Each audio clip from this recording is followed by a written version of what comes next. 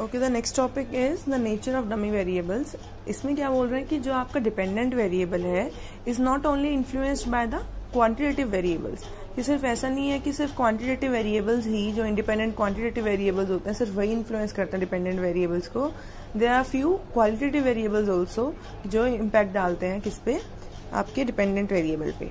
तो अभी तक जो हम क्वांटिटेटिव वेरिएबल्स कर रहे थे वो क्या था, जैसे मान लो जो हम क्वांटिटी की टर्म्स में जिनको हम मेजर करते थे वो थे आउटपुट हो गया, प्राइजेस, कॉस्ट, हाइट, टेम्परेचर। ये तो हो गया अभी तक जो हम वेरिएबल्स यूज कर रहे थे अपने मॉडल्स में। बट अब कह रहे हैं डमी वेरिएबल्स। हम डमी वेरिएबल्स मैंने जैसे लास्ट वीडियो में बताया था, dummy variables will account for the qualitative variables. Some qualitative variables will be like sex, colour, religion, nationality, wars, earthquake, strikes, political appeals, race, colour, ठीक है, changes in government economic policies. तो ये सब हो गए आपके कि क्वालिटेटिव वेरिएबल्स हैं और इनका कैसे इम्पैक्ट डलता है, ये कैसे इफेक्ट डालते हैं डिपेंडेंट वेरिएबल्स पे। तो हम ये सब पढ़ेंगे इसमें। ये आपके कुछ रीजन आ जाएंगे, आप ये पढ़ के देखेंगे, सब लगभग सेम ही है। अब यहाँ पर आता है कि हम कैसे डमी वेरिएबल्स को कैसे हम अपने मॉडल में इंक्लूड करते हैं, इनकी वैल्यू हम कैसे असाइन करते हैं। तो इसमें हम कहते हैं कि since such qualitative variables usually indicate the presence or absence of quality or an attribute। अब जैसे मान लो हम फर्स्ट इन्होंने लिया है सेक्स यानी कि मेल और फीमेल, फिर इन्होंने लिया कलर यानी कि ब्लैक और वाइट, और कैथलिक और नॉन कैथलिक, ठीक है, तो यानी कि रिलीजन। तो इसमें हम कह रहे हैं कि मान लो इन्होंने थ्री एट्रीब्यूट्स लिए हैं। अब हम कहेंगे जो आपकी वैल्यू, हम जनरली जो डमी वेरिएबल्स को वैल्यू देते हैं 1 और 0, कि मान लो अगर हम कह रहे हैं 1 वैल्यू का मतलब क्या होगा कि वो चीज प्रेजेंट है, ठीक है। मतलब 1 का मतलब है कि मान लो मैंने बोला 1 is for male and other value otherwise 0। तो इसका मतलब क्या हो जाएगा कि हम कहेंगे कि आपका जैसे मान लो ये 100 है, तो इसका मतलब क्या हो जाएगा, 1 में indicate the person is male, 0 में designate the person is female. फिर वही 1 में जैसे आपको वो डिवाइड करना है अपने हिसाब से कि 1 आपको किसको देना है। जैसे मान लो अगर आप कलर लेकर चल रहे हो तो ये हो गया मान लो ब्लैक और व्हाइट, तो आपको ब्लैक को 1 देना है या व्हाइट को 1 देना है, वो आप अपने वहाँ पे जब मॉडल बनाओगे तो हम मेंशन करोगे कि हमने ब्लैक दिया है इस फॉर 1 और व्हाइट दिया है फॉर 0, ठीक है। तो आपको ये 0 फॉर व्हाइट, तो आपको ये करना है अपने मॉडल में सिर्फ ये याद रखना डमी वेरिएबल्स की सिर्फ हम 2 ही वैल्यूज इंट्रोड्यूस करते हैं, दैट इज 1 एंड 0, ठीक है। तो अब यहाँ पर जैसे एक मॉडल देखते हैं कि alternative names are indicator variables, और जैसे जो ये वेरिएबल्स हम दे रहे हैं, जिनको वैल्यूज जो हम दे रहे हैं, they will be termed as dummy variables. मतलब जिन वेरिएबल्स की वैल्यू 0 और 1 आती है उनको हम बोलते हैं डमी वेरिएबल्स। इन वेरिएबल्स का और नाम क्या क्या है, indicator variables, binary variables, category variables, qualitative variables and dichotomous variables. तो ये हम कह रहे हैं इसी डमी वेरिएबल्स की कुछ और नेम्स हैं कि आप इन नेम्स से भी बोल सकते हो ना। अनोवा जो इसका मेन आता है, अनोवा मॉडल्स, इसमें हम कहते हैं कि dummy variables can be used in regression models just as easily as quantitative variables. As a matter of fact, the regression model may contain explanatory variables that are exclusively dummy or qualitative in nature. Such models are called analysis of variance, ANOVA models.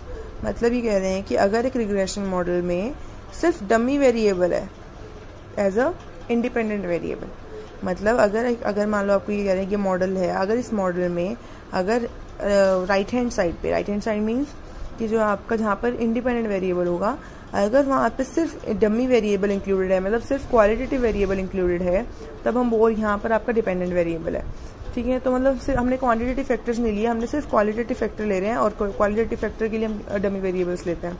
तो वो model होते हैं आपके ANOVA model, ठीक है। अब इसमें आपका आएगा, जैसे अब यहाँ पे आपको मेंशन करना है कि वाई हो गया annual salary of college professor, और डमी वेरिएबल क्या है, मेल और फीमेल है, जो प्रोफेसर है वो मेल है। अब जो ये मॉडल है वो क्या शो करेगा कि आपका जो ये शो हमें क्या देखो ये रहा 15.1.1 में enable us to find out whether sex makes any difference in a college professor salary, कि अब ये देखना है कि मेल होना और उसकी सैलरी क्या होगी और फीमेल होगा उसकी सैलरी क्या होगी और उन दोनों की सैलरी में क्या डिफरेंस है। तो ये मॉडल हमें ये एनेबल करेगा कि ये डिफरेंस फाइंड आउट करने के लिए कि आपकी अगर मेल की सैलरी क्या होगी और फीमेल की सैलरी क्या होगी और उन दोनों की सैलरी में डिफरेंसेस क्या है। ठीक है, तो ये हो जाएगा। सिमिलरली आपको ये हो जाए यहाँ पर ये कि अगर आपको कोई डिग्री है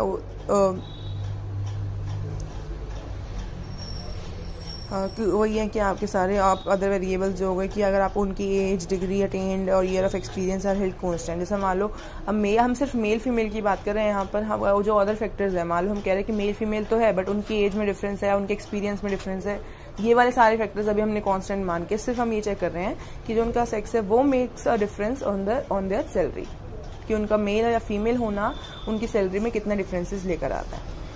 ठीक है, अब यहाँ पर आएगा assuming that the disturbances satisfy the usual assumptions. अब जैसे यहाँ पर है, अब इसका कैसे इंटरप्रिटेशन करेंगे, the mean salary of female college professor. अब मीन सैलरी को कॉलेज प्रोफेसर का मतलब क्या हो जाएगा कि अगर फीमेल कॉलेज प्रोफेसर है तो डी हो गया 0, ये पूरी टर्म 0, यू का है मतलब नहीं, तो ये क्या बन जाएगा आपका जो आपकी इंटरसेप्ट टर्म आ जाएगी, that is alpha will be the mean salary of college professor. और इस मीन सैलरी के यहाँ पे यू क्यों नहीं लिया हमने, because mean of you I is 0, तो आपके क्या बच गया सिर्फ अल्फा।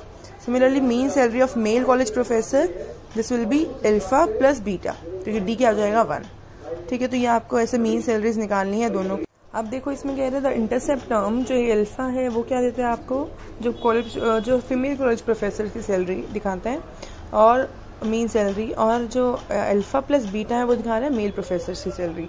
तो जो इन दोनों के बीच में डिफरेंस है वो किस चीज़ का है, बीटा का। ठीक है, तो इसका मतलब क्या है, बीटा क्या शो कर रहा है, by how much the mean salary of male college professor differs from the mean salary of his female counter part. कि हम कह रहे हैं बीटा शो कर रहा है कि इन दोनों की सैलरीज में कितना डिफरेंस है।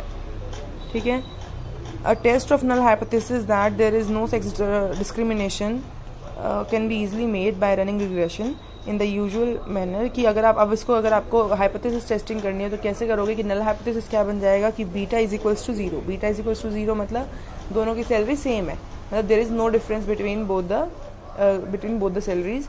और अगर हम कहेंगे कि अगर beta is not equal to 0 means अगर ऑल्टरनेटिव हाइपोथेसिस एक्सेप्ट होगा तो हम बोल देंगे कि there is difference between salary of female and male professors and this difference will be of beta.